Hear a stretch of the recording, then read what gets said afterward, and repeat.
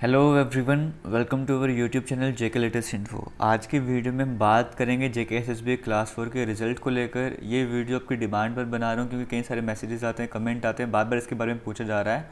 तो एक बार मैं आपको आज फिर से इसके बारे में बताने जा रहा हूँ। हालांकि देखो, रिजल्ट कब तक आएगा, इस तरह की बातें उठती हैं यहाँ पे, और वीडियो को लास्ट तक देखोगे तभी सब कुछ क्लियर होगा। आधी वीडियो छोड़ के चले जाओगे तो कुछ भी क्लियर नहीं होने वाला आपको। जेकेएसएसबी की ऑफिशियल वेबसाइट है, यहाँ पे अभी तक कोई भी ऐसा नोटिफिकेशन नहीं आया है जहाँ पर जेकेएसएसबी क्लास 4 के रिजल्ट को मेंशन किया जाए कि क्लास 4 का रिजल्ट कब आने वाला है। बट फिर भी हम डिस्कशन कर लेते हैं क्या पॉसिबल चांसेस यहाँ पे देखने को मिलते हैं।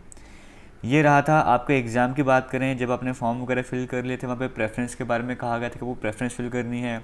फिर प्रेफरेंस फिल करने के बाद क्या होता है, डेट एक्सटेंड होते हैं कि आपको कहा जाता है कि अब आप एक काम करो, आपको 1 अप्रैल तक का टाइम दिया गया है, आप 1 अप्रैल तक अपनी प्रेफरेंस फिल कर दो। यहाँ पर क्या हुआ, पहले 26-27 तक मेरे ख्याल से कुछ टाइम दिया था प्रेफरेंस फिल करने का, बट स्टूडेंट्स ने नहीं किया था प्रेफरेंस फिल। एग्ज़ाम का जो प्रेफरेंस फिल करने का टाइम है वो 1 अप्रैल तक रख दिया गया। फिर 1 अप्रैल के बाद क्या होता है, एक नोटिफिकेशन और आता है जहाँ पर कहा जाता है अब जो प्रेफरेंस आप फिल कर सकते हो वो 15 अप्रैल तक कर सकते हो। अभी भी कई सारे अप्रॉक्सीमेटली 50% से भी कम स्टूडेंट्स ने अभी तक प्रेफरेंस फिल करा था। 2 बार डेट एक्सटेंड हो गई थी, फिर भी स्टूडेंट्स अभी तक प्रेफरेंस नहीं फिल कर रहे थे। अब यहाँ पे कुछ स्टूडेंट्स ऐसे कहते हैं कि यहाँ पे बैकडोर एंट्रीज करवाई जा रही हैं, पैसे खिलाया जा रहा है। ये सबकी अपनी अपनी सोच होती है, बट फिर भी मैं आपको जेकेएसएसबी के पॉइंट ऑफ व्यू से बता रहा हूँ क्या होता है आगे। फिर इस डेट तक भी यहाँ पर अभी बच्चों ने अभी तक यहाँ पे कुछ नहीं मेंशन किया था कि कितने बच्चों ने प्रेफरेंस वगैरह दी है। अब इसके बाद फिर से एक बार प्रेफरेंस जो है फिल करने का ऑप्शन आपको फिर से दिया जाता है। कहा जाता है कि 2 मई तक आप यहाँ पर जो है वो प्रेफरेंस फिल कर सकते हो, और उसमें डाटा भी शेयर किया जाता है कि इतने कैंडिडेट्स ने अभी तक यहाँ पे प्रेफरेंस फिल करी है, और इसके बाद हम क्या करेंगे, आपको दोबारा से चांस नहीं देने वाले हैं। ये आपके पास लास्ट चांस है प्रेफरेंस फिल करने का। तो वो 2 मई तक डेट दी गई थी आपको प्रेफरेंस फिल करने की, वो 2 मई भी अब यहाँ पर निकल चुका है। और आज की डेट की बात करें, कितनी डेट है आज यहाँ पर 8-9 तारीख, 6 तारीख है आज, यहाँ पे 6 मई की बात करें, आज 4 दिन हो गए वो डेट ख़त्म हुए।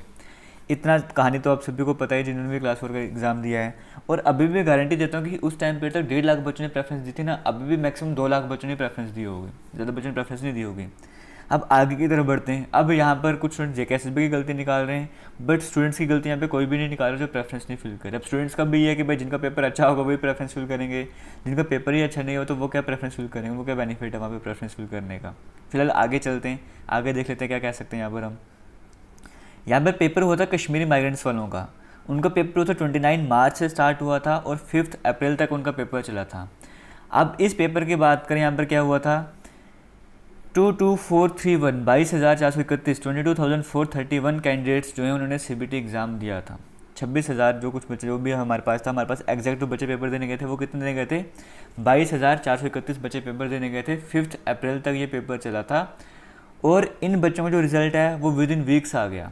मतलब जो पेपर था, लास्ट पेपर था, वो 5 अप्रैल को था, और हफ्तों के अंदर ही इनका जो रिज़ल्ट पूरी तरह से, पहले इनका आंसर की वगैरह आए थे ऑफिशियल वगैरह, फिर उसके बाद बहुत ही जल्दी यहाँ पे आप कह सकते हो इनका रिज़ल्ट जो है वो डिक्लेयर, 1 महीने के अंदर अंदर इनका जो रिज़ल्ट जो है वो डिक्लेयर, 1 महीने से भी बहुत कम टाइम, मतलब 20-22 दिनों में इनका रिज़ल्ट जो है वो डिक्लेयर कर दिया गया था। अब यहाँ पर कंपेयर किया जा रहा था इस एग्ज़ाम को, कश्मीरी माइग्रेंट्स वाले एग्ज़ाम के रिज़ल्ट को और क्लास 4 वाले रिज़ल्ट को। यहाँ पर देखो, मैं किसी का भी साइड नहीं दे रहा, आपको फैक्ट्स बताने की कोशिश कर रहा हूँ कि हमें दोनों तरफ का सोचना चाहिए, सिर्फ एक एंड का नहीं सोचना चाहिए। यहाँ पर क्या था, बच्चे देखो कितने थे जो एग्ज़ाम देने गए थे, 22,431 बच्चे, और एग्ज़ाम कौन सा था, सीबीटी कंप्यूटर बेस्ड टेस्ट था यहाँ पे, और कितने बच्चे देने गए थे, 22,431 बच्चे देने गए थे। जबकि हम जेकेएसएसबी क्लास 4 की बात करते हैं, 3 शिफ्ट में पेपर हुआ था ये वाला, बट यहाँ पे कितने बच्चे पेपर देने गए थे, 3 फॉर्म तो लगे थे, 4 लाख के करीब करीब फॉर्म लगे थे, बट पेपर देने कितने बच्चे गए थे, 3.2 लाख, अप्रॉक्सीमेटली 3.5 लाख बच्चे बोल सकते हो पेपर देने गए थे। और पेपर कौन सा था, ऑफलाइन मोड वाला, ठीक है। अब सबसे पहली बात है कि ऑफलाइन मोड वाले पेपर को आप सीबीटी से कंपेयर नहीं कर सकते। दूसरी बात यह है कि जहाँ पे 3.5 लाख बच्चे हैं, और यहाँ पर बच्चों की बात की जाए तो 22,000, मतलब 1 लाख का भी 50% से भी कम आप कह के चल सकते हो, मतलब 1 लाख का भी मतलब 75% से कम बच्चे जहाँ पे पेपर देने गए थे। 22,000 बच्चों को आप 3.5 लाख बच्चों से कंपेयर नहीं कर सकते यहाँ पे कि उनका रिजल्ट जल्दी आ गया, इनका रिजल्ट लेट आ रहा है। ऐसी वैसी बातें यहाँ पे चलती हैं। कंपैरिजन आप करना चाहते थे तो कंपैरिजन कर सकते थे पेपर का। वहाँ पर मैं मान के चल सकता हूँ कि हाँ, जो क्लास 4 का जो पेपर था, जीके वाला सेक्शन की बात कर लो, और जो यहाँ पे कश्मीरी माइग्रेंट्स के सब इंस्पेक्टर वाले पेपर थे या असिस्टेंट कंपाइलर वाले पेपर थे, जो सब इंस्पेक्टर का पेपर था, असिस्टेंट कंपाइलर का पेपर था, इनका जीके का सेक्शन बहुत आसान था एज़ कम्पेयर टू क्लास 4 के पेपर की जब हम बात करते हैं। वहाँ पे आप आवाज़ उठा सकते हो कि हाँ इनका पेपर इजी वगैरह था, और उसका भी रीज़न ये निकल के आता है कि भाई एक पर्टिकुलर कैटेगरी वाले स्टूडेंट्स के लिए पेपर था, तो हो उनके लिए पेपर थोड़ा इजी रहता है। जैसे कि हम बात करते हैं सेंट्रल लेवल का पेपर थोड़ा डिफिकल्ट रहता है, स्टेट लेवल का थोड़ा ईजी रहता है, उस तरह से कंपेयर कर सकते हो। बट फिलहाल वो भी छोड़ो, हम यहाँ पे बात करते हैं रिजल्ट की कि रिजल्ट कब तक आ सकता है। अब यहाँ पे आपको पता है कि एक रीज़न उन्होंने डाल के रखा था कि बच्चों के प्रेफरेंस, मतलब बच्चों ने प्रेफरेंस नहीं फिल करी है, प्रेफरेंस फिल करेंगे। हाँ, यहाँ पर मैं मानता हूँ कि उन्होंने प्रेफरेंस में एक्स्ट्रा टाइम दे दिया है। अगर आपने पहले 27 तारीख तक, मार्च तक का टाइम रखा था, फिर उसके बाद आपने 1 अप्रैल तक रख दिया, आपने 15 अप्रैल तक कर दिया, ये इनफ था। जिन बच्चों ने प्रेफरेंस फिल करनी थी वो इस डेट तक प्रेफरेंस फिल कर लेते, इसके बाद उनको टाइम देने की ज़रूरत नहीं थी, इसके बाद आपको रिजल्ट पे काम करना था।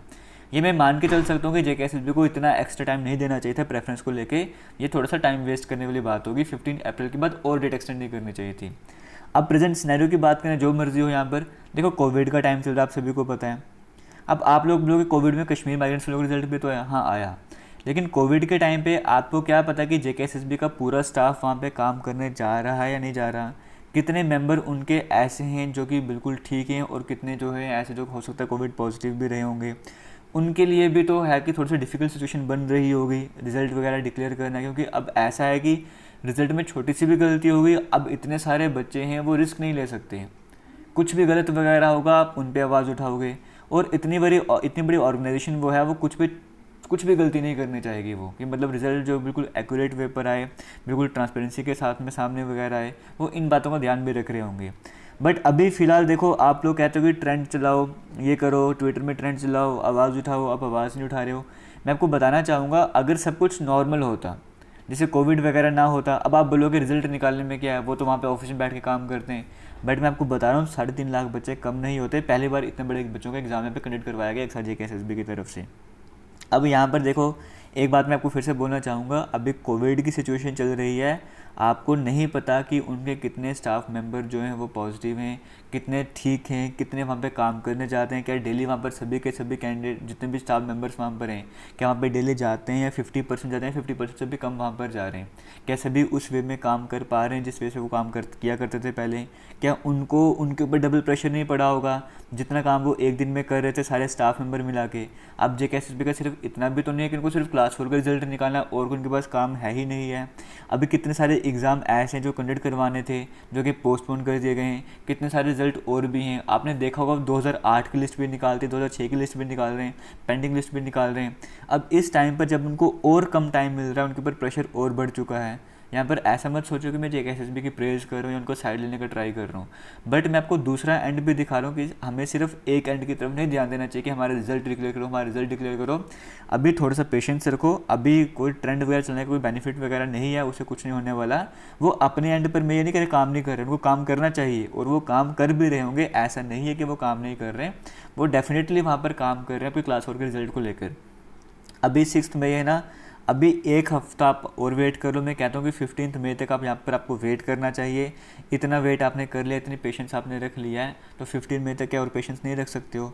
15 मई तक मुझे उम्मीद है पूरा कि जेकेएसएसबी की तरफ से हो सकता है रिजल्ट ही डिक्लेयर कर दिया जाए। अगर रिजल्ट नहीं डिक्लेयर करेंगे, हो सकता है कोई नोटिफिकेशन के सामने उनकी तरफ से सामने आ जाए जहाँ पे आपको रिजल्ट के बारे में बता दिया जाएगा, या कुछ ना कुछ ऐसा हो सकता है जहाँ पे आपको नोटिफाई कर दिया जाएगा रिजल्ट के आने के बारे में। तो आपको एटलीस्ट 15 मई तक वेट करना चाहिए। अब ऐसा तो नहीं कि आपकी ज़िंदगी पूरी क्लास 4 के रिजल्ट पर रुकी हुई है, आप और काम करना स्टार्ट करो। अगर आपको एज लिमिट है, क्वालिफिकेशन है, आने वाले एग्जाम की तैयारी करो, उसकी तैयारी करो।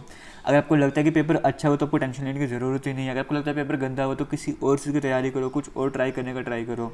अब सिर्फ इसी के ऊपर तो नहीं बैठ जाओ कि क्लास 4 का रिजल्ट कब आएगा, हमें देखना ये है वो है वगैरह। तो फिर से दोबारा से रिपीट करो, 15 मई तक वेट करो। अगर 15 मई तक कुछ नहीं होता है, क्योंकि 2 मई के बाद यहाँ पे 13 डेज़ का आपको टाइम मिल चुका होगा, काफ़ी हद तक ये काम आप कर सकते हैं। तो 15 मई तक एटलीस्ट हमें वेट करना चाहिए, हमें देखना चाहिए कि किस तरह का रिस्पॉन्स उनकी तरफ से आ रहा है। उसके बाद ही हमें कुछ स्टेप लेना होगा तो हम लेंगे, बट एटलीस्ट उनको भी थोड़ा सा टाइम देना चाहिए। प्रेजेंट सिचुएशन कैसे चल रही है उस पर भी हमें ध्यान देना चाहिए। बाकी आपको क्या लगता है, अगर आप कुछ सजेशन वगैरह देना चाहते हो तो कमेंट सेक्शन में कमेंट करके ज़रूर देना। मैं यहाँ पर आपको सिर्फ एक दूसरा एंड भी दिखाने का ट्राई कर रहा था। बाकी थैंक यू, जय हिंद।